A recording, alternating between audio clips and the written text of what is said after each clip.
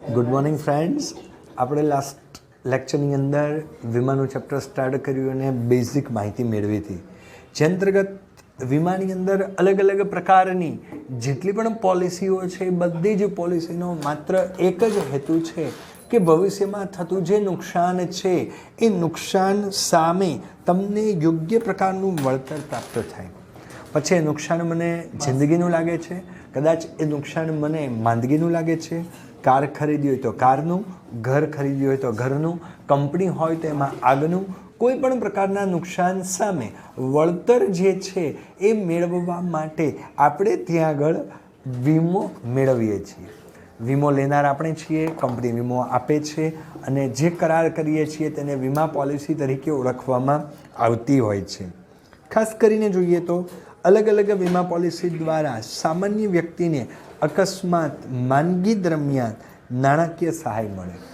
Suppose mediclaim ઉતરાયો છે અને 24 કલાકથી વધુ સમય માટે આપણે હોસ્પિટલાઇઝ થઈએ છીએ તો જે પણ બિલ બન્યું છે અને જે પોલિસી છે તેના નિયમ અનુસાર આપણને નાણાંની સહાય પ્રાપ્ત થાય. ઘણીવાર નિવૃત્તિ પેન્શન પ્લાન હોય એ પણ પ્રાપ્ય છે. ઉપરાંત આવક કે મૃત્યુ બાદ પરિવારના સભ્યોને નાણાકીય સલામતીની બાંયધરી પણ મળે છે. વ્યાપારીને ખોટ, નુકસાન કે અણધારી આપત્તિની ચિંતામાંથી પણ મુક્તિ મળે. બરાબર, ઘણીવાર અણધારી આપત્તિ આવવાની મુશ્કેલી ઉત્પન્ન થતી હોય, ખોટ કે નુકસાન જવાના ભયો રહેતા હોય તો એમાંથી નિવારવા માટે આ વીમા પોલિસીઓ જે છે એ આપણને ખૂબ જ સલામતી પ્રાપ્ત કરે છે અને ખાતરી એટલે શ્યોરિટીનો સધિયારો એટલે વન ટાઈપ ઓફ ગેરંટી જે છે એ પોતે ત્યાં આગળ આપવાનો પ્રયત્ન કરતા હોય. તો આ પ્રમાણે વીમા પોલિસી મેળવવી ખૂબ જ જરૂરી. લાસ્ટ લેક્ચરની અંદરનું પ્રેક્ટિકલ કામ આપણે જોયું હતું અને કદાચ તમે ઘરે કઈ પોલિસી લીધેલી છે પેરેન્ટ્સે એ પણ ત્યાં ચર્ચાઓ કરી હશે. ચાલો એ જ ચર્ચાને ધ્યાનમાં રાખીને આપણે આગળ વધીએ તો વીમાના મુખ્ય બે પ્રકાર, જે અંતર્ગત પહેલું જીવન વીમો છે અને બીજો છે સામાન્ય વીમો. વીમા કંપનીઓની નીતિ અને વ્યાવસાયિક સેવાઓને અનુલક્ષીને વીમાની સેવાના મુખ્ય બે ભાગની અંદર આપણે એને વેચી શકાય. બરાબર, સેવાના સંદર્ભમાં એક કમ્પલસરી કીધું જીવન વીમો, જેને આપણે લાઈફ ઇન્સ્યોરન્સ તરીકે ઓળખીએ છીએ, કારણ કે દરેકની લાઈફ જે છે એ જોખમી છે. અને બીજું, ક્યારે મૃત્યુ આવવું એ નક્કી નથી, જેથી સરળતાથી ત્યાં આગળ કાર્ય પણ થઈ શકતું હોય તો એને ધ્યાનમાં રાખીને અલગ અલગ પોલિસીઓ ઉતારવામાં આવે છે. તો એની વાત કરીએ. મુદ્દા નંબર પહેલો, જીવન વીમો એ વીમા સેવાનું સૌથી પ્રચલિત સ્વરૂપ છે. બરાબર, કોઈ પણ સામાન્ય વ્યક્તિ હશે કે કરોડપતિ વ્યક્તિ હોય, કદાચ પ્રીમિયમ ભરવાની કેપેસિટી મુજબ એણે પોતાની લાઈફ પોલિસી જીવન વીમો તો જે છે એ ત્યાં આગળ ફરજિયાતપણે ઉતારેલો જ હોય છે. સમગ્ર જીવનને આવરી લેતી આ જીવન પોલિસી, જેને ઇંગ્લિશમાં વોલ લાઈફ પોલિસી તરીકે ઓળખવામાં આવે, વીમાધારક મૃત્યુ બાદ તેના વારસદારને ચોક્કસ રકમની ચૂકવણી કરે. બરાબર, એટલે અહીંયા આગળ જે વ્યક્તિનો વીમો લીધો છે આજીવન વીમા પોલિસી, નક્કી કરેલી કન્ડિશન મુજબ એ ત્યાં આગળ પ્રીમિયમ ભરવામાં આવે છે અને એ વ્યક્તિના મૃત્યુ બાદ ફરજિયાતપણે એના વારસદારને જ એ રકમની ત્યાં આગળ ચૂકવણી કરવામાં આવતી હોય છે. હયાતી દરમિયાન મુદ્દતી વીમા પોલિસી પણ છે. હયાતી એટલે આપણે જીવતા હોઈએ ત્યારે નિશ્ચિત મુદ્દત માટેની કોઈ પોલિસી લીધી છે અને એ પોલિસી અંતર્ગત ત્યાં આગળ તમને નિશ્ચિત મુદ્દત પૂર્ણ થતાં તમને ત્યાં આગળ જીવો છો અને નાણાં વાપરવા માટે પ્રાપ્ત થતા હોય છે. તો આ હયાતી દરમિયાનની પોલિસી છે. તમારા પેરેન્ટ્સે આ પણ લીધી હશે. સપોઝ 25-30 વર્ષની ઉંમરે 20 વર્ષની મુદ્દતની પોલિસી લે એટલે કદાચ 50-55 વર્ષે એ મુદ્દત પૂર્ણ થાય, વીમો લેનાર વ્યક્તિ જીવે છે, વીમા કંપની તમામ રકમ બોનસ સાથે એને ત્યાં આગળ ચૂકવતી હોય છે. પોલિસીની ખાસિયત મુજબ ચોક્કસ નક્કી કરેલી શું એની અંદર હોય, મુદ્દત અથવા તો વીમાધારકને સમયાંતરે નિયમિત આવક મળતી રહે. ઘણીવાર એની અંદર પોલિસી સંદર્ભ પણ હોય છે, જેની અંદર નિશ્ચિત સમય પછી તમને પૈસા મળે, 1 વર્ષના અંતે પૈસા મળે અને એક સાથે પણ નાણાં પ્રાપ્ત થતા હોય. તો જીવન માટે આ 2 પોલિસીઓ લેવી જરૂરી છે. તમારા પેરેન્ટ્સે ફરજિયાતપણે બંને પોલિસી લીધી હશે. એમાં પણ આ મુદ્દાને વધુ, કારણ કે એની અંદર મુદ્દતી વીમા પોલિસી છે. 15 વર્ષ, 20 વર્ષ, જે અનુકૂળતા મુજબ વર્ષ મુદ્દત ફિક્સ કરેલી છે.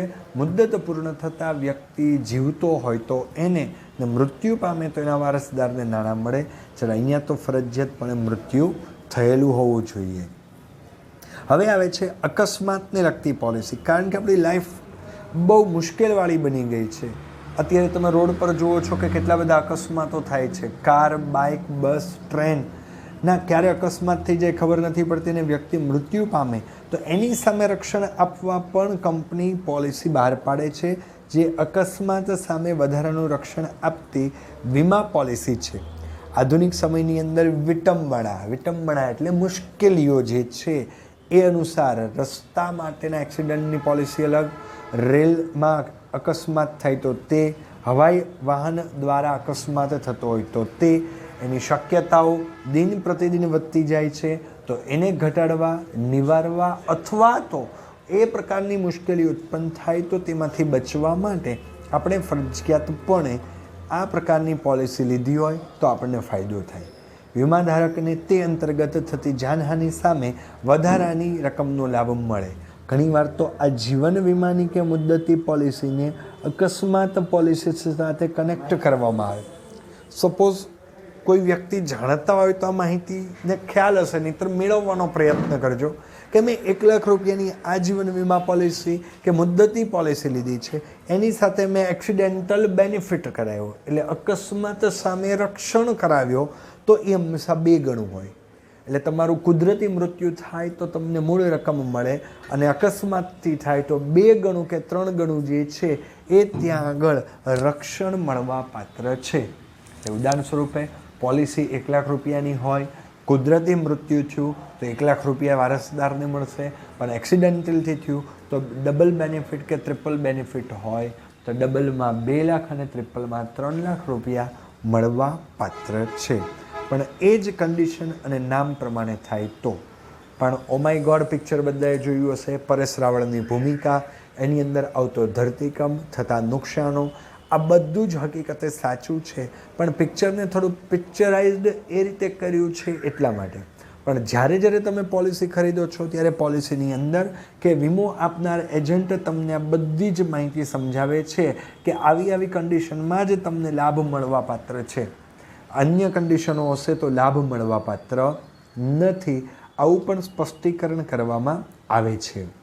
સેકન્ડ, સામાન્ય વીમો, બરાબર, કોમન, જેની વ્યાખ્યામાં એટલું જ કહી શકાય કે જેનાથી ભવિષ્યમાં આપણને નુકસાન થવાનો સંભવ છે, તે માટે હવે એને આવરી લેવા માટે જે પણ પોલિસી તમે લ્યો છો એ સામાન્ય વીમો છે એવું કહેવામાં આવે. માંદગી દરમિયાન રક્ષણ આપતી વીમા પોલિસી આધુનિક સમયમાં શારીરિક અને માનસિક શ્રમ તેમજ તાણના કારણે બીમારીનું પ્રમાણ નાની ઉંમરથી વધ્યું છે. એટલે અહીંયા આગળ વાત આવે છે માંદગીની પોલિસી, જેને મેડિક્લેમ તરીકે ઇંગ્લિશમાં ઓળખવામાં આવે. સમય બદલાતો ગયો, જે અંતર્ગત રોટલા તો આવ્યા પણ પિઝાના જૂના રોટલા વયા ગયા, જેથી માંદગીનું પ્રમાણ દિન પ્રતિદિન જે છે એ ત્યાં આગળ વધે છે એવું કહેવામાં આવતું હોય છે. તો એ માનસિક શ્રમ, તાણના કારણે ઘણીવાર નાની ઉંમરમાં મૃત્યુ થવું, નાની ઉંમરની અંદર શુગર, અન્ય રોગોનું પ્રમાણ વધુ, તો તે નિવારવા માટે પણ તમે આ પ્રકારની પોલિસીઓ લઈ શકો છો. વીમાધારકને તેની પોતાની માંદગી માટે જરૂરી સારવાર, દવા કે ઓપરેશન માટે થતા નાણાકીય ખર્ચ સામે રક્ષણ મળે. આપણને ખબર જ છે કે ભવિષ્યમાં આવી મુશ્કેલીઓ ઉત્પન્ન થશે તો એ મુશ્કેલીઓને નિવારવા માટે ફરજિયાતપણે આવી માંદગીની પોલિસીઓ જે છે એ તમે ત્યાં આગળ લઈ શકો છો એવું કહેવામાં આવે છે. ત્યારબાદ જોઈએ, અહીંયા આગળ વાત છે માંદગી સામે રક્ષણ પહેલું, સેકન્ડની અંદર આગ, બરાબર ને? તો આપણને એમ થાય મને કાંઈ આગથી નુકસાન થયું પોસિબિલિટી નથી, તો કંઈ પોલિસી લેવાની જરૂર નથી. પણ કરોડોની કંપની છે, એવી પ્રોડક્ટ તૈયાર થાય છે કે જે કદાચ સામાન્ય રીતે આગ લાગવાથી ઘણું બધું નુકસાન થાય. હમણાં જ લગભગ બિહાર કે ઓરિસ્સાની અંદર એક કંપનીમાં આગ લાગ્યો અને લગભગ 45 કરોડ રૂપિયાનો માલ બળી ગયો. પણ કંપનીને કોઈ ચિંતા નથી, શોર્ટ સર્કિટના કારણે થયું હતું. વીમા એજન્ટ કે એનો પોલીસ જે છે એ પોતે ત્યાં આગળ એ બધી ચકાસણી કરી લીધી ને એની પાસે 100 કરોડ રૂપિયાનો આગનો વીમો હતો, જેનો મતલબ ફાયર ઇન્સ્યોરન્સ તરીકે ઇંગ્લિશમાં ઓળખાય છે. વીમા કંપની એને પૂરેપૂરી રકમની શું કરી ચૂકવણી કરવી. એમ આપણને આગના જોખમ સામેનો વીમો ઘરેલું તથા વ્યાવસાયિક ભવનો તેમજ તેમાં રહેલી સામગ્રીને આગથી નુકસાન સામે રક્ષણ આપે. ઘરેલું એટલે આપણા ઘરની અંદર, વ્યાવસાયિક ભવનો જ્યાં બિઝનેસ કરીએ છીએ તે બિલ્ડિંગોની અંદર ઘણી બધી સામગ્રીઓ છે, તેમાં નુકસાન થાય એવું લાગે છે. આ પોલિસીને અનુમતિ અનુસાર વાવાઝોડા, પૂર, ભૂકંપ, કુદરતી માનવસર્જિત આફતોમાં વિસ્તારવામાં આવે. પોલિસીમાં પાછું આ કન્ડિશન હોય, વાવાઝોડાથી નુકસાન થાય, પૂરથી નુકસાન થાય, ભૂકંપ દ્વારા થાય, કુદરતી કોઈ પણ હોનારત આવે કે માનવ સર્જિત, સપોઝ આગ લાગવી એમ ઘણા વ્યક્તિઓ પણ લગાડી શકે, તો એની સામે તમને રક્ષણ આપતી તમે પોલિસી લીધેલી છે તો તમને ત્યાં આગળ વાંધો આવતો નથી. સિમ્પલ રીતે યાદ રહેશે. પહેલું માંદગી, બીજું આગથી જોખમ, ત્રીજું સમુદ્રી વીમો. આપણે તો કોઈ દી સમુદ્રમાં ગયા જ નથી, ગયા છીએ તો અડધી કલાકમાં પાછા આવી ગયા એવું છીએ. પરંતુ જે સમુદ્ર મારફતે વેપાર બિઝનેસ કરવામાં આવે છે, મોટા મોટા ક્રૂઝ છે, અત્યારે તમે પિક્ચર સિરિયલોમાં જુઓ છો, જેની અંદર 15-15 દિવસ માટે વ્યક્તિ રોકાય, હરવા ફરવાનું કામ, માલ સામાનની હેરફેર કરે છે, તો ત્યાં પણ નુકસાન છે, ત્યાં પણ જોખમ છે, તો એની સામે પણ વીમો આપવામાં આવે છે. આ વીમા અંતર્ગત જહાજ તેમજ તેમાં રહેલા સામાન, ચાલક દળ, મુસાફરો, માલિકીની જવાબદારીનો સમાવેશ થાય. બરાબર? એમાં માલ સામાન છે, ચલાવનાર વ્યક્તિ, મુસાફરો છે, તેમજ આ બધાને નુકસાન ન થાય એની જવાબદારી માલિકની હોય. ઘણીવાર ત્યાં પણ આગ લાગે છે, વાવાઝોડાની શક્યતા, સમુદ્રી જોખમોની અંદર વમળ ઉત્પન્ન થાય, ખ્યાલ હોય તો. બરાબર? વમળ એટલે વન ટાઈપ ઓફ એક પ્રકારનું ગોળ ગોળ ગોળ ગોળ ચાલતું હોય, એમાં બધું જ પાણી વયું જાય, એની અંદર આખું ક્રૂઝ, બોટ, હોડી બધું જ વયું જાય છે, એવું બને છે. તો એને નિવારવા માટે પણ ત્યાં આગળ જરૂરી છે. ત્રાહિત પક્ષને થતું નુકસાન પણ આવરી લેવામાં આવે. એટલે માલિકની જવાબદારી બને તો માલિકને તોય પૈસા મળે, પણ સાથોસાથ એમાં મુસાફરી કરનાર મુસાફરોને પણ એ પ્રકારનો ફાયદો મળવો જોઈએ. તો એની માટે પણ એ થર્ડ પાર્ટી વીમો લે છે. અને સમુદ્રની અંદર પોતાની આ ક્રૂઝ માટેના પણ આવા વીમાઓ વીમા કંપની ઉતારીને આપે, જે નુકસાન સામે વળતર આપવાનો પ્રયત્ન કરે. ચોથું આપણા બધાના ઘરમાં છે વાહન અંગેના જોખમ સામેનો વીમો. વાહન ઘરમાં હોય તો અલગ અને બિઝનેસ હોય તો અલગ. સપોઝ 2 વ્હીલર અને 4 વ્હીલર છે આપણી પાસે, તો એનો ઇન્સ્યોરન્સ પણ છે. પરંતુ તમે ત્યાં આગળ કોઈ પણ ટ્રાન્સપોર્ટ બિઝનેસ સાથે જોડાઓ છો તો કાર, ટ્રક, મોટરસાઇકલ, આ બધાને અકસ્માતના કારણે કોઈ પણ પ્રકારનું નુકસાન થાય તો એ નુકસાનમાંથી બચવા માટે ફરજિયાતપણે વાહન વ્હીકલ ઇન્સ્યોરન્સ જે છે એ જરૂરી. પછી ભલે તમારી પાસે સ્કૂટી પેપ હોય કે એવેન્જર્સ હોય, તો એનો વીમો હોય, જેથી તમે કોઈની સાથે એક્સિડન્ટ કરો અને કોઈ મુશ્કેલી ઉત્પન્ન થતી હોય તો એ નુકસાની વળતર વીમા કંપની તમને ત્યાં આગળ ઉતારીને આપતા હોય છે. ક્લિયર? તો આ મુજબ પહેલું આપણે શું જોયું? માંદગીનો વીમો, જેને ઇંગ્લિશની અંદર મેડિક્લેમ કહેવાય. સેકન્ડ આગનો વીમો, જેને ફાયર ઇન્સ્યોરન્સ કહેવાશે. ત્રીજું સમુદ્રી વીમો, જેને મરીન ઇન્સ્યોરન્સ તરીકે ઓળખાય. ચોથું વાહન વીમો, જેને ઇંગ્લિશની અંદર મોટર વ્હીકલ ઇન્સ્યોરન્સ તરીકે ઓળખાય. અને પાંચમું જોઈએ, ઘણી વખત આ દુનિયામાં બહુ બધા કરે છે, ચોરીને લૂંટફાટનો વીમો. હવે સમય અને પરિસ્થિતિ એવી થઈ ગઈ, જોખમો થઈ ગયા છે કે ગોડાઉન શોરૂમની અંદર માલસામાન એટલા બધા પડ્યા હોય કે ઘણી વ્યક્તિ આગળ ચાવી હોય, વસ્તુઓ પડી હોય, છતાંય તે ત્યાં આગળ ધ્યાનમાં લેતા નથી. તો એમાંથી સુરક્ષા મેળવવા માટે એનો વીમો પણ ત્યાં આગળ ઉતારવો જરૂરી બને છે.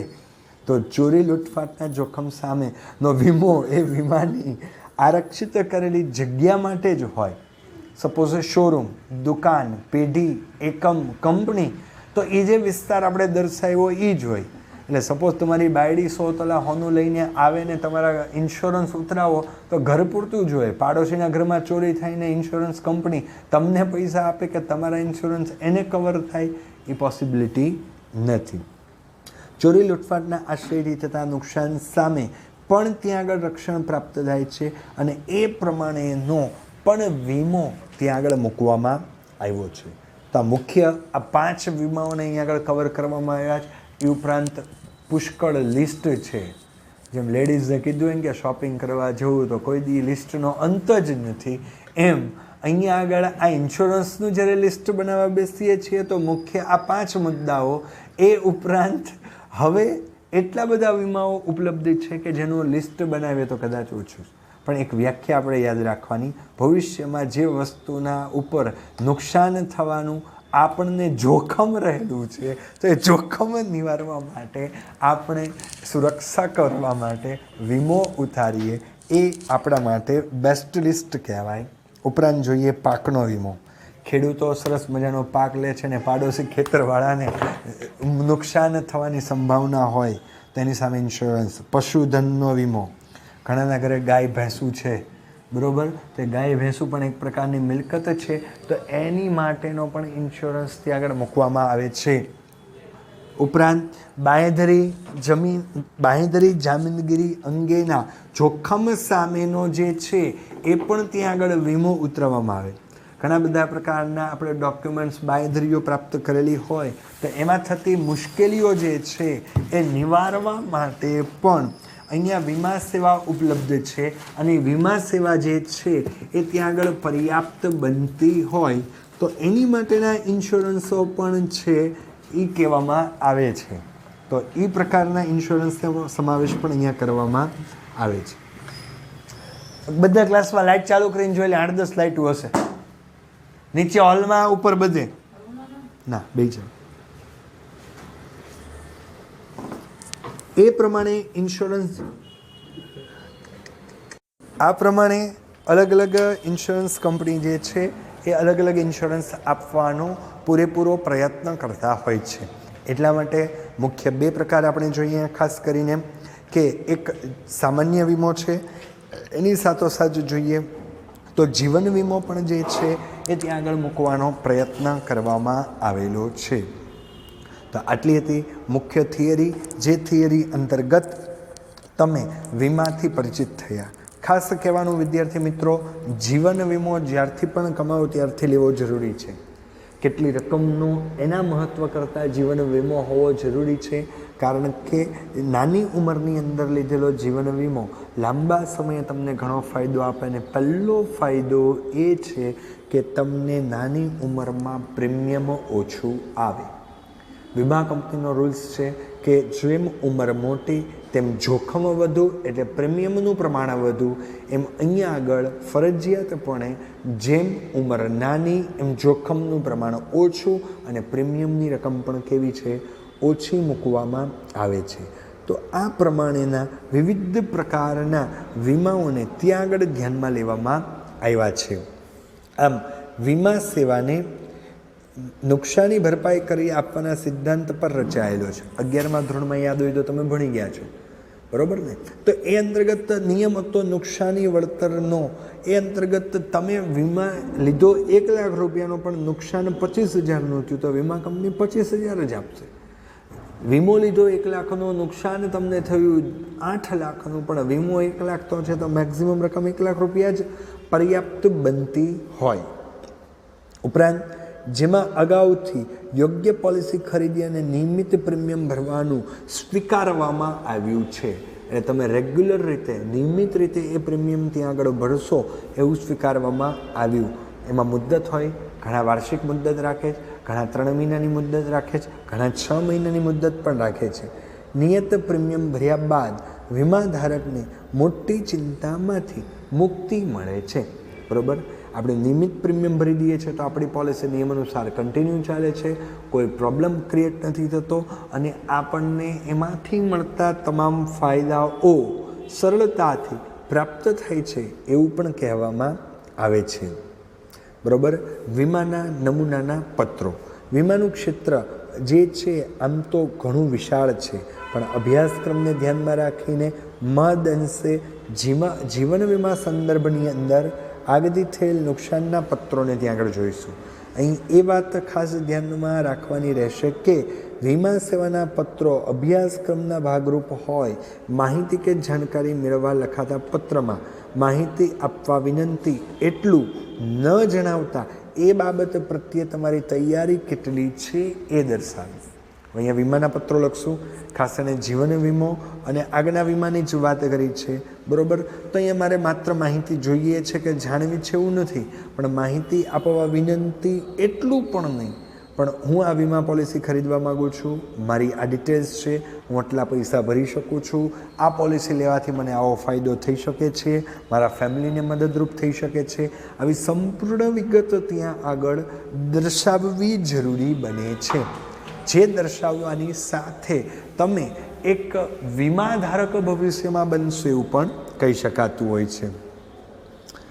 આમ તથા તેમને મળેલ આંશિક માહિતીને સંપૂર્ણ કરવા લખી રહ્યા છીએ એ રીતે લખવું. એટલે મારી પાસે થોડી માહિતી હતી આ પોલિસી સંદર્ભની, હવે એ પોલિસીની માહિતી મારે જોઈએ. પછી જીવન આનંદ પોલિસી હોય, જીવન તરંગ પોલિસી હોય, આવી ઘણી LICની સારી સારી પોલિસીઓ છે, ટર્મ પ્લાન છે, મેડિકલ પોલિસી, તો આ બધાની માહિતી મેળવું. અને પછી અલગ અલગ કંપનીઓમાં જાઓ તો ટર્મ કન્ડિશન અને બેનિફિટ પણ કેવા છે ત્યાં અલગ અલગ મૂકવામાં આવ્યા છે. દાવાના પત્રમાં દાવા અંગેની સંપૂર્ણ માહિતી આપવી. દાવો એટલે કોઈ નુકસાન થયું હોય, ઇંગ્લિશમાં જેને આપણે ક્લેમ કહીએ. સપોઝ આગનો વીમો લીધો તો અને કંપનીમાં આગ લાગી તો વીમા કંપનીને કાંઈ સપનું ન આવે કે લે આગ લાગી ચલો દોડીને જઈએ, પણ આપણે અહીંયા ક્લેમ કરવો પડે, ફોનથી જાણ કરવી પડે, ડોક્યુમેન્ટ્સ જમા કરાવવા પડે, ત્યારે એને સંપૂર્ણ માહિતી આપવી પડે કે કેવી રીતે આગ લાગી છે. પોલિસી ખરીદવાના આશ્રયથી લખાયેલ પત્રમાં તેની અસર નજીકના ભવિષ્યમાં જ શરૂ થઈ જાય એ રીતે ઝડપથી પ્રક્રિયા કરવા માટે વિનંતી કરવી.